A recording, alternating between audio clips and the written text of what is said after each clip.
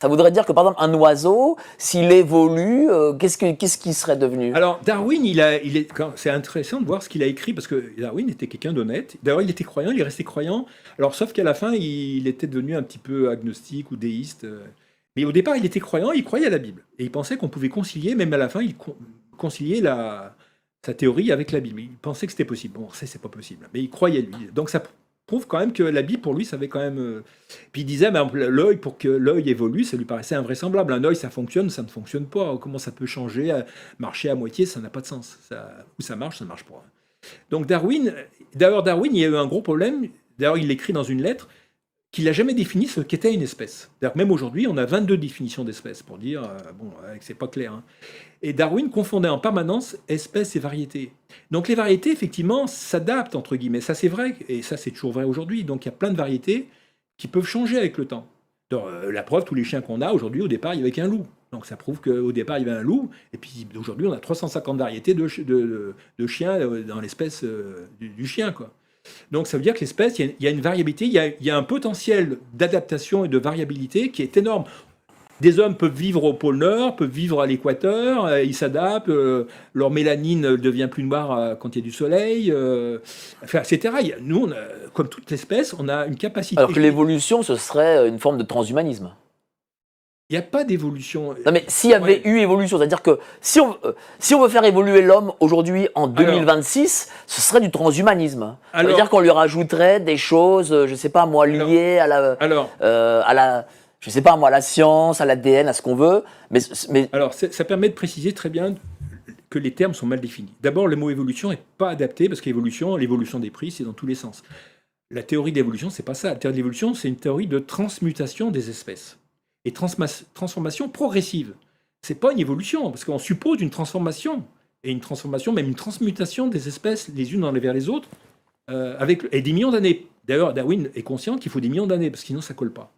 Et donc cette transmutation des espèces, c'est vraiment quelque chose qui est vraiment qu'on n'observe pas. Et pire que ça, les généticiens sont aperçus que s'il y a une évolution, elle doit être progressive, ou transformation progressive. Or, c'est pas le cas. La génétique montre que ce qu'on appelle l'entropie génétique. La génétique, on a des télomères au bout des chromosomes qui sont pour stabiliser les chromosomes, parce que sinon, le chromosome se dégrade et on vieillit. Donc le phénomène malheureusement naturel, la formation se perd, c'est ce qu'on appelle l'entropie génétique. Ce qui veut dire qu'avec le temps, toutes les espèces vont vieillir, se dégrader, voire disparaître. Ça, c'est la progression normale. Donc, ce n'est pas une progression, c'est une régression. Donc, s'il y a une transformation des espèces, oui, il y en a une, mais une transformation régressive. On constate que des espèces disparaissent, on constate qu'elles vieillissent, elles se dégradent. Et voilà ce qu'on constate. On ne constate jamais une amélioration. Nous, on ne s'améliore pas. Enfin, aucune espèce s'améliore. Voilà, mais transmutation peut être...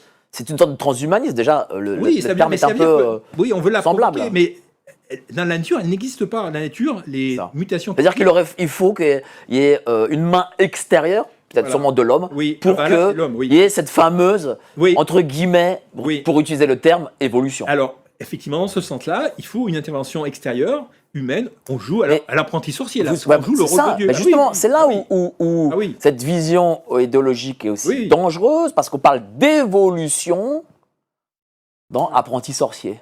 Parce que c'est Dieu qui a créé les espèces, quelles qu'elles soient humaines ou toutes les espèces. Et donc, ça veut dire que ces espèces-là, elles ont un potentiel d'adaptation énorme. Heureusement, ce qui fait qu'on peut s'adapter dans des conditions incroyablement différentes, y compris nous. Hein. Mais malheureusement, c'est toujours dans le sens régressif. C'est à quelque temps, on a de plus en plus de tares génétiques. Ça augmente, ça diminue pas les tares génétiques, ça augmente, ça s'accumule. Alors que la théorie de l'évolution suppose que les choses s'améliorent. Non, les tares s'accumulent. Alors, mythe numéro 2. Voilà. Alors, mythe numéro 2, c'est comme la théorie classique supposait le singe vers l'homme et qu'il n'y a pas de chaînon manquant. Donc, on a remplacé cette théorie, qui est ce qu'on appelle théorie néo-darwinienne, qui est depuis 1990, qui est une théorie des hominidés. C'est-à-dire que maintenant, on suppose une espèce qu'on appelle hominidés, ou qui apparaissent et qui disparaissent par enchantement. C'est-à-dire que maintenant, elles ne sont plus reliées Ça se déroule dans le temps, il y a des millions d'années, il y a des espèces qui apparaissent, on ne sait pas comment, donc voilà, on s'en préoccupe plus, on ne cherche plus les ancêtres, et qui disparaissent, on ne sait pas pourquoi, et puis l'espèce humaine qui survit, voilà. Et alors, il y a deux aberrations dans cette affaire, c'est que là, il n'y a plus de généalogie, il n'y a plus d'ancêtres, on l'a éliminé l'ancêtre, on ne sait plus, voilà, on suppose, mais on ne sait plus qui est l'ancêtre, et ce qui est plus aberrant maintenant, c'est qu'on mélange deux espèces, l'espèce des singes ou des grands singes avec l'espèce humaine. On suppose qu'on appelle hominidés. Mais c'est absurde d'appeler une espèce en regroupant deux espèces, puisque par définition, les espèces ne peuvent pas se croiser. Donc ces espèces ne peuvent pas se croiser ni se mélanger. Donc les espèces, d'ailleurs on voit bien les crânes, ils sont simiesques, hein, pour tous les, à part l'Homo sapiens, toutes les autres espèces, c'est des crânes simiesques. Donc ces espèces de singes ont existé, ont disparu, et puis certaines ont engendré les singes qu'on connaît aujourd'hui, c'est des ancêtres des singes aujourd'hui. Et puis les hommes, ils sont restés des hommes. Voilà. Parce que ce que dit, on va dire, l'histoire officielle, c'est que quoi? C'est qu'il y a eu un singe unique et qui s'est découpé en deux, un formant l'homme et l'autre formant, continuant à être un singe, c'est ça? Alors, mais aujourd'hui, officiellement, on ne sait pas d'où vient l'homme ni le singe.